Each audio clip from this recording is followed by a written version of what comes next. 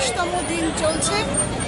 অন্য দিনকার মতো আমরা আমাদের যে অধিকারের লড়াই নিয়ে আজকে 37 দিন ধরে ত্রিপুরার ত্রিপুরার রাজধানী সিটি সেন্টারে বসে রয়েছি। সেই একই আন্দোলন, আমাদের ন্যায্য অধিকারের যে লড়াই, সেই লড়াইয়ের আন্দোলন অন্য দিনকার মতো আজকেও আমাদের কর্মসূচি চলবে।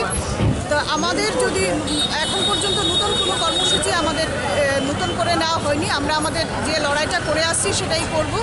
আর পরবর্তী সময় যদি কোনো কর্মসূচি থাকে সেটা জেএমসি বসে সিদ্ধান্ত নিয়ে সেটা অবশ্যই আপনাদের মাধ্যমে সবাইকে জানাবেন।